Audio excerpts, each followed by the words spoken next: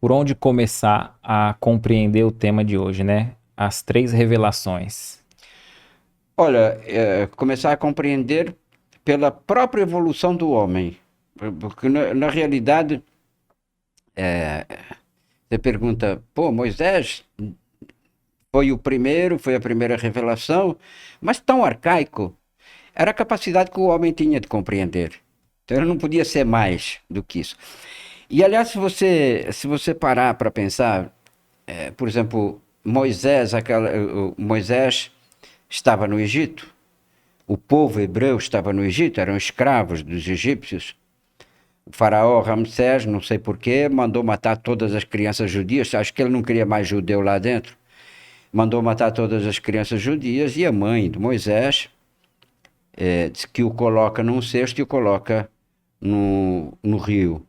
Por incrível que possa parecer, é a filha do faraó que vem pegar esse menino que o educa. Mas eu chego aqui porque, os hebreus eram escravos, portanto sem instrução, pessoas grotescas, grossas mesmo. Mas Moisés tinha um papel, uma missão muito mais importante para desenvolver, e ele foi educado pelos egípcios. Aliás, ele foi educado com o futuro faraó, que era praticamente considerado um irmão dele, vem a ser o faraó Sete, né? Porque então ele teve tudo para quê? Para se instruir.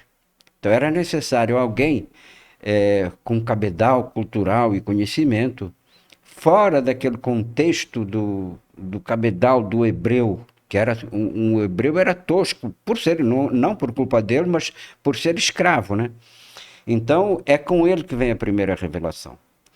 Mas antes de tudo, Emmanuel definiu desta forma: quando Moisés tira o povo judeu do Egito e o leva para a terra prometida, para a terra de Canaã, é uma grande súplica daquele povo a Deus. Primeiro que era um povo sofrido, né? Foi para o Egito e acaba por se tornar escravo. E a cultura egípcia, que era fomentada por deuses de toda a natureza, às vezes eu fico me perguntando como é que faria o deus da chuva e o deus do sol, do fogo, né? Ia ser uma briga tremenda lá no céu, né? E, mas era necessário que aquele povo, por ter sido escravo, estava moldado e humilde para começar a aceitar a ideia do monoteísmo. E precisava de alguém culto e com instrução para lhe dar essa ideia. Então o Emmanuel diz que é a grande súplica do homem a Deus. A resposta, ela vem com Jesus. Deus responde ao povo hebreu com Jesus. Alguns não quiseram escutar essa resposta, outros a aceitaram, mas alguns não quiseram. Mas chegou um momento em que esse diálogo ele precisava ser sintetizado, ser compreendido. E então Deus manda o Espírito da Verdade. Então, veja, Jesus, em forma do Espírito da Verdade, que ele havia prometido lá, que nos enviaria um Consolador, que nos faria entender as coisas que nós não tínhamos conseguido entender naquela época. É claro que há muita coisa de Jesus que nós não podemos compreender mesmo, mas não podemos compreender pelas nossas deficiências. Quando Jesus prega o amor acima de tudo, o amor ao próximo como a si mesmo, quer dizer, o amor ao estuprador, ao bandido, ao assassino, que é uma coisa extremamente difícil que nós não conseguimos compreender naquela época. Quando na doutrina espírita, através do Espírito da Verdade, nos diz, olha, por que é que tens que amar? Tens que amar porque a falta de amor, o ódio, a mágoa não fazem mal ao outro que você não perdoou, fazem mal a você. Sabe, são essas coisas que destrincham aquilo que nós devemos conhecer. Em Peirópolis, Langerton, lá na Vila Cantinho Espírita, tinha um pedestalzinho, um monumento pintado e tinha uma frase extraordinária. Sabe? Primeira vez que eu li aquilo, eu tinha uns 22, 23 anos. E diz assim: Jesus é a porta, Kardec é a chave.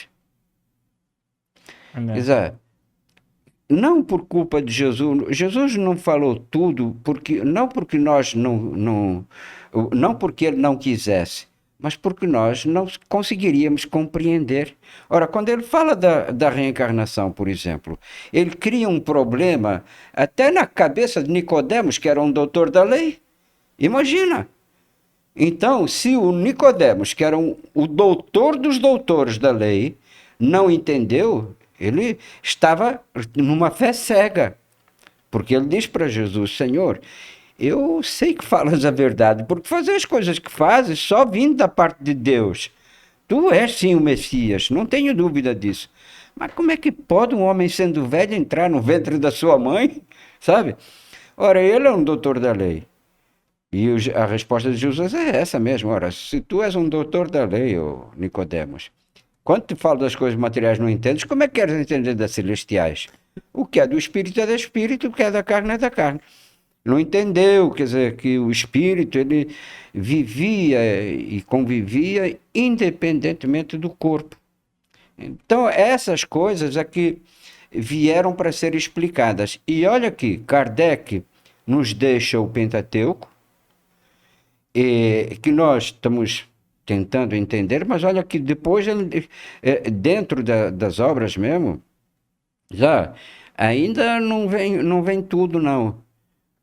E o Espírito da Verdade diz a Kardec: hás de voltar no início do século para complementar aquilo que deixaste agora.